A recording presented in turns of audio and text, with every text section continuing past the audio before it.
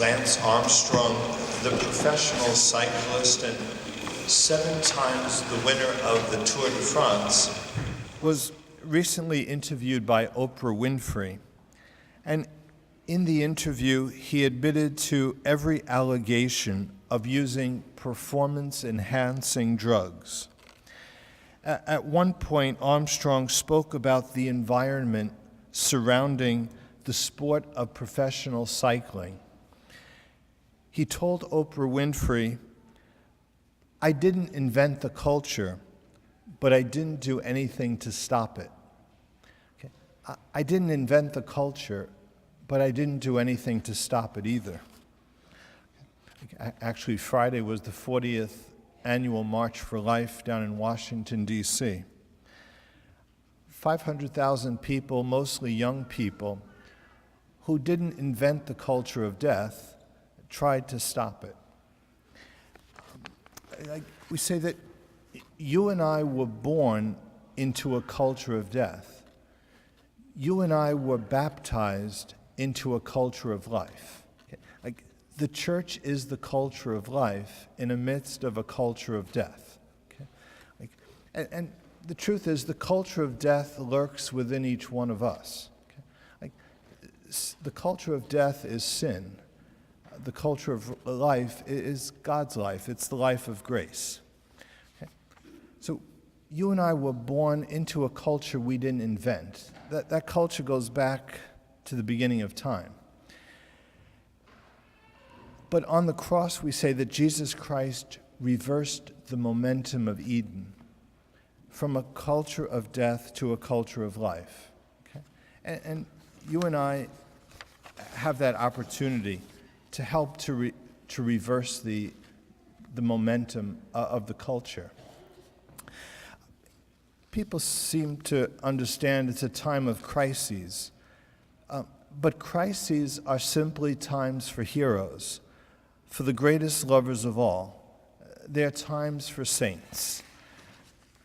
We attended a youth rally at the University of Maryland, College Park, this Friday, and the priest who gave the homily told of a young relative of his who was going out with a boy from Cuba.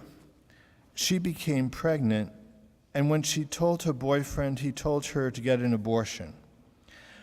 She agreed to go if he would drive her to the clinic. They both went in. The girl spoke Spanish, and she said to the woman at the clinic that he wants me to have an abortion, but I don't want one. Take me in, but don't touch me. Afterward, her boyfriend drove her home, and she told him she would never see him again. And 6 months later, she gave birth to a little girl.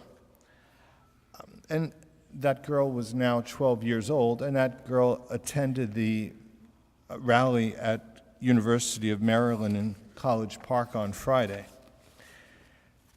Bishop Jenke of Peoria, Illinois says, "The days in which we live now require heroic Catholicism, not casual Catholicism. We can no longer be Catholics by accident, but instead Catholics by conviction."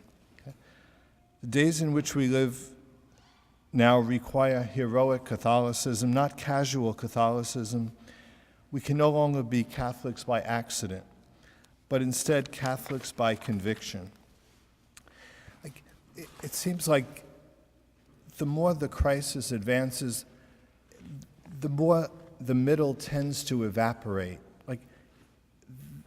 Growing up, the middle evaporates very quickly. You have to be for or against. There's a saying in Texas that goes, the only thing in the middle of the road are yellow lines and dead armadillos. Okay? The only thing in the middle of the road are yellow lines, dead armadillos. The point, it's not a place you want to be, okay, in the middle of the road. Okay? So we say we all live in this culture that we did not invent. We may have contributed to it, but we also belong to a church that wants to reverse that momentum, to transform the culture. Okay? And the world ultimately is simply God's saint-making machine. Okay? The world is here to transform us, to make us saints. Maybe one, when I do get to talk to young people, I always like to tell them that, like, the respect for life, the foundation of respect for life is respect for the act which transmits human life. There's kind of a domino effect. When we lose respect for the act which transmits human life, well, the next victim is respect for life itself. Okay? So young people, by living that virtue of chastity, actually married people, religious priests, by living the virtue of chastity, give a foundation for the culture of life to flourish. So we pray that we might be more and more transformed by God's grace, okay, to be part of that culture of life, okay, a foundation on which God can build, like we say, a civilization of love and that culture of life. Ultimately, the world will transfigure us with the help of God's grace.